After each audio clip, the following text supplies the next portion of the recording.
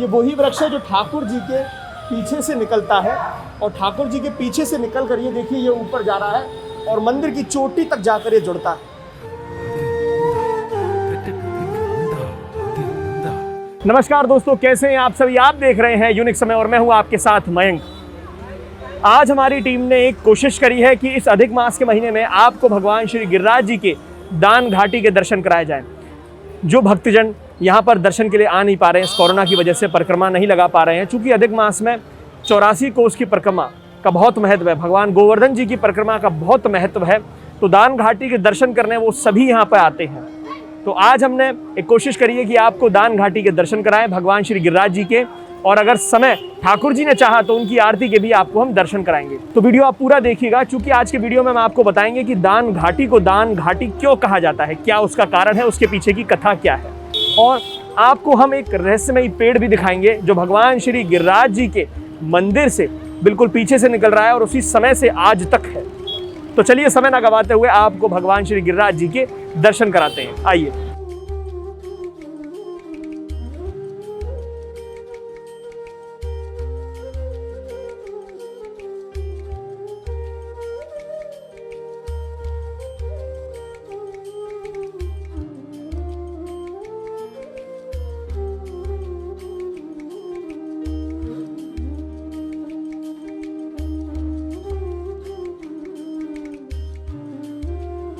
तो मित्रों, मंदिर के अंदर हम आ चुके हैं और मंदिर के अंदर आने के लिए हमें इंचार्ज जी से स्पेशल परमिशन लेनी पड़ी कि हमने उनको बताया कि हम आप सभी तक ये वीडियो पहुंचाना चाहते हैं, तो उन्होंने बड़े सहप्रेम से हमें परमिशन दी और हमें ये सौभाग्य दिया कि हम और आप भगवान श्री गिरिराज जी की आरती के दर्शन कर सकें और ठाकुर जी के अनुपम दर्शन कर सकें।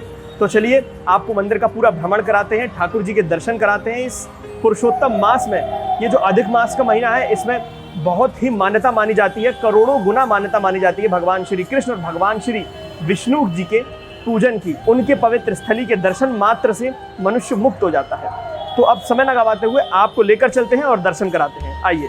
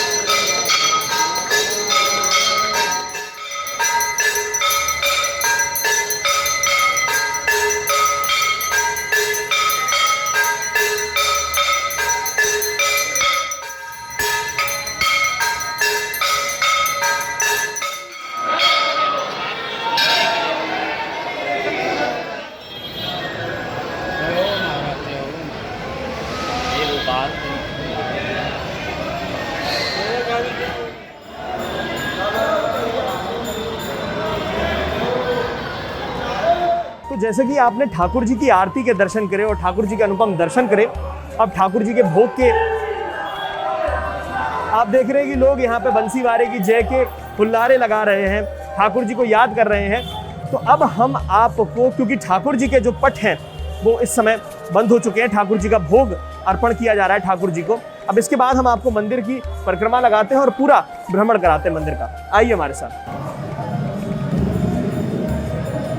मित्रों आप ये देखिए, जो लोग गिरिराज जी नहीं आए हैं मैं उनको बता देता हूँ, ये निकास द्वार है। यहाँ से पीछे से जब आप आएंगे, जैसे हम आए हैं वहाँ से गिरिराज जी के दर्शन करके, यहाँ से निकास द्वार के द्वारा निकला जा सकता है। मगर यहाँ पर देखिए ठाकुर जी संकट मोचन हनुमान जी के यहाँ पर दर्शन है। और यहाँ पर भगवान श्री विघ्नहर्ता प्रभु श्री गणेश जी के दर्शन है। और यहाँ पर भगवान श्री कृष्ण के कलयुग में जो कल्कि अवतार हैं उनके दर्शन हैं।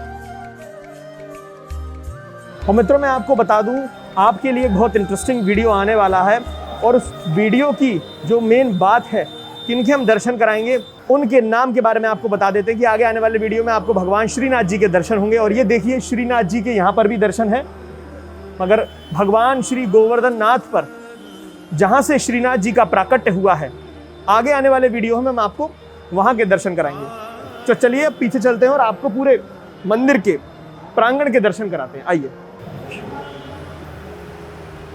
गिरिराज जी की दान घाटी का ये भवन कितना विशाल है।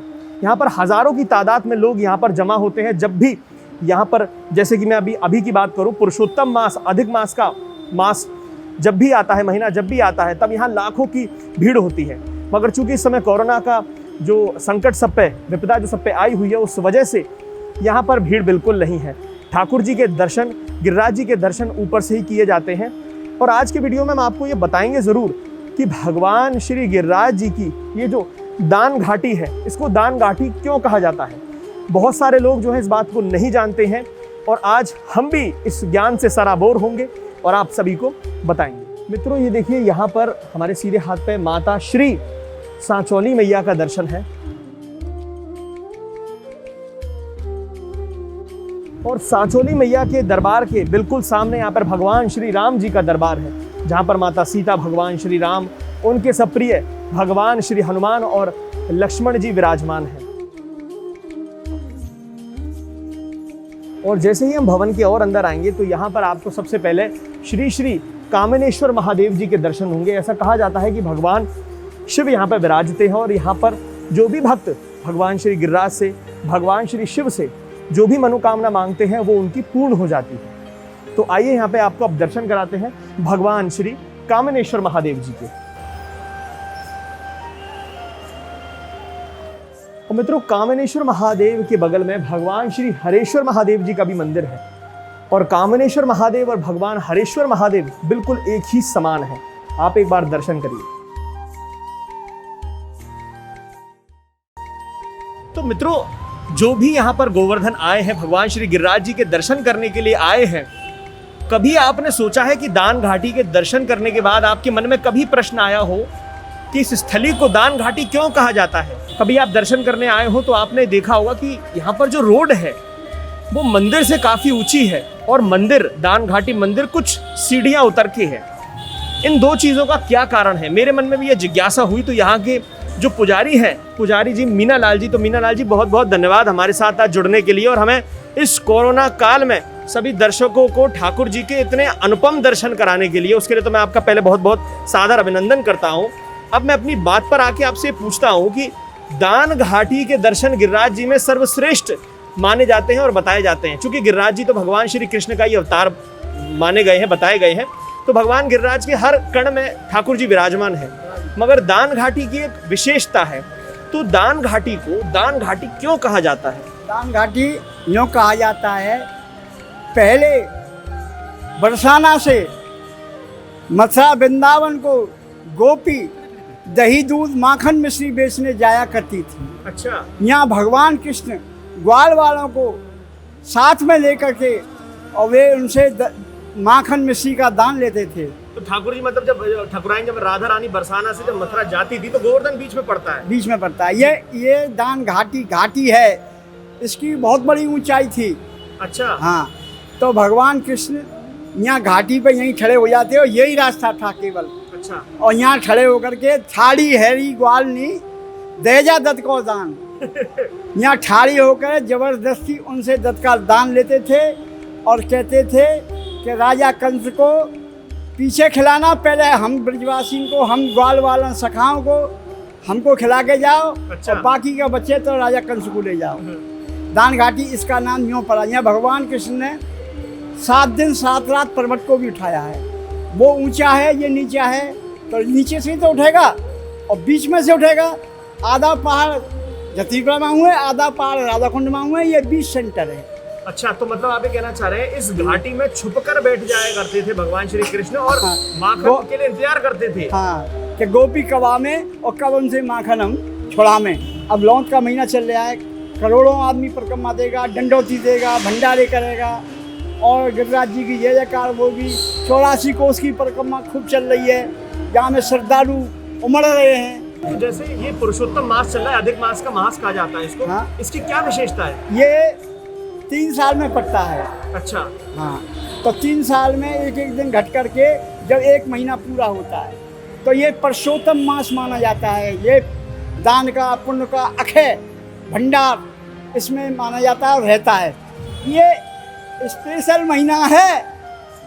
अच्छा, हाँ, भगवान ने स्पेशल महीना रखा है ये पुरुषोत्तम मास। ठाकुर जी भगवान श्री कृष्ण का ही मास कहा जाता है। हाँ, नरसिंह भगवान ने जब रूप रख करके हिरण्यकश्यप को मारा था तो दिन मरूं ना रात मरूं ना आदमी पे मरूं कछु पे नहीं मरूं। तो जब ये पुरुषोत्तम मास उन्होंने अलग निकाला है। अच्छा, और जहाँ 13 महीना में मैं मरूं और ना अच्छा, हिरण्यकश्यप की 13वां महीना में मरूं, नहीं मरूं। नहीं मरूं। हाँ, तो ये 14वें महीना पुरुषोत्तम मास माना है, उसमें उसको मारा था, टांग पर जंगा पे रख के चीरा था उसको, इसलिए इस मास का महत्व ज्यादा है। इसका महत्व ज्यादा है। तो महाराज जी जो आप अभी हमें बता रहे थे वो आप एक बार आगे बताएं कि 30 साल पुरानी क्या बात थी? 30 साल पुरानी ये बात थी, मैं परिक्रमा देता था। अच्छा, 40 साल पहले 40 साल। तो मैं परिक्रमा देता था तो मुझको यहाँ बाढ़ आ गई थी।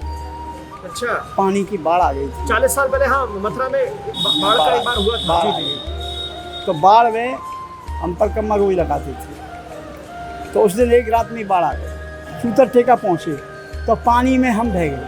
अच्छा, इतना जोर की बाढ़ थी और भाप था, तो हम बह गए। तो हमने गिरिराज जी को गाली दी। भीतर हम जा रहे हैं, उसमें हम बहते हुए तो हमने गिरिराज जी खूब गाली दी।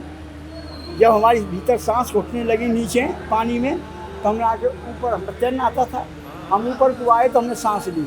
तो हमको एक बाबा जी नज़र आया। बाबा जी नज़र आया। अच्छा, लालावाड़ी छतरी पे, वहीं सूतर टेका के पास लालावाड़ी छतरी है। तो वो माँ से बोलता है हमको कि बच्चा इधर आ, बच्चा इधर आ, बच्चा इधर आ। हम पानी काटते काटते उसके पास पहुँच गए। मतलब आपको ये नहीं पता लग रहा था कि मैं कहाँ जाऊँ कहाँ ना जाऊँ? तैरना तो आवे मगर जगह समझ में नहीं आ रही।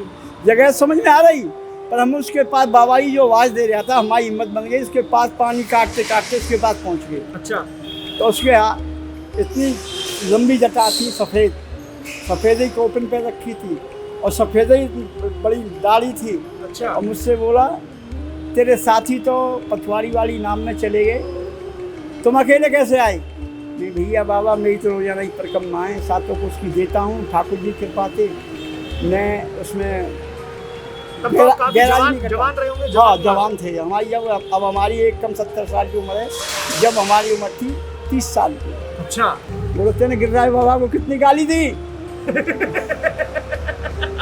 मैं बोला जितनी वो बताई गई, मैंने खूब गाली दी उनको। अब गाली देते देते मैं परेशान हो गया। तो फिर बाबा जी बोला अच्छा तो चल मेरा डंडा पकड़। मुझको डंडा पकड़ के ले गया, कांटों में होकर ले गया, मेरा एक भी कांटा नहीं लगा। तो रास्ता में मुझसे बोला भाई तुझको क्या चाहिए, क्यों परिक्रमा देता है? अच्छा, मैंने कही वो कछु ना चाहिए। तो बोलो कुछ तो चाहिए तुझको, परिक्रमा दे रहा है, इतना दिक्कत कर रहा है, इतना परेशान हो रहा है, इतना गाली दे रहा है, बात तो हुई, कुछ बात तो होगी। मेरे बाबा तोहफा ना दी जाएगी, वो तोहफा आशीर्वाद ना दिया जाएगा, तुम वो ना दे सके। नहीं मैं दे दूँगा। क्या चाहिए तुझको? कोई धन चाहिए? नहीं चाहिए। औलाद चाहिए? नहीं चाहिए। तो क्या चाहिए? जमीन जायदाद चाहिए? नहीं चाहिए। तो क्या चाहिए? नहीं मुझको तो चाहिए सेवा भक्ति। मैं तू दे देगा? बोला हाँ दूंगा। मैं तिरवाचा भर 3 दफ़ा मैं तिरवाचा भरी और 3 दफ़ा ही मुँह भरवाई, मुँह को आशीर्वाद तथास्तु। तो मेरे भाई ना दे नौकरी कर रहा हूँ यहाँ, और मेरे तो खूब आनंद है, छोड़ा छोरी हुए, नाती बेटा हुए।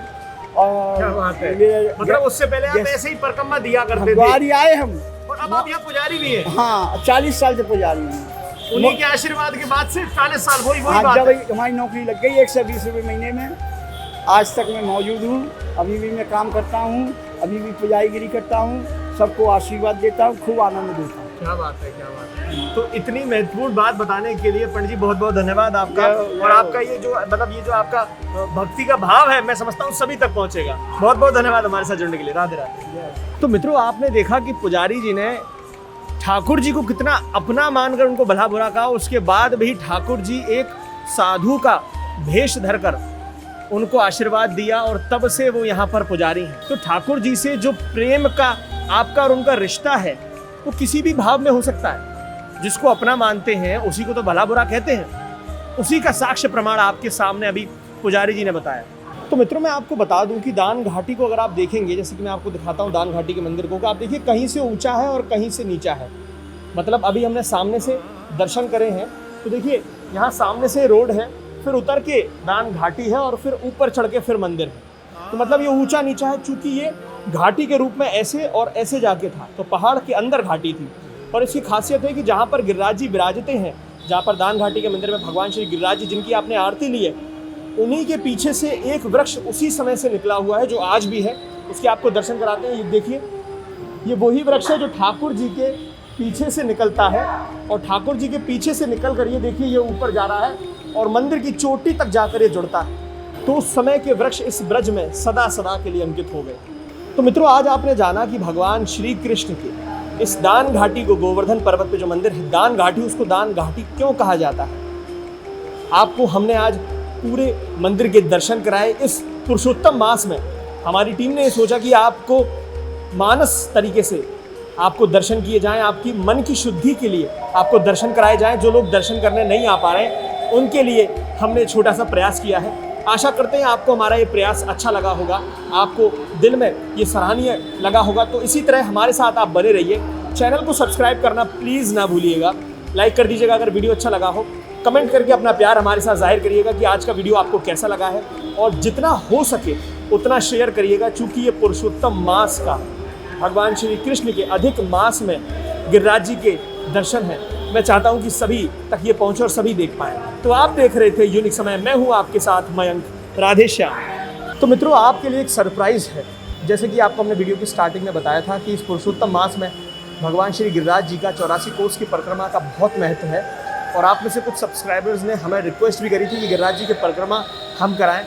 धीरे धीरे करके आपको भगवान श्री गिरिराज जी की पूरी परिक्रमा के दर्शन कराएंगे और सभी मंदिर जो भगवान श्री गिरिराज जी के परिक्रमा में आते हैं उन सभी से आपको परिचय कराएंगे, उनके दर्शन कराएंगे।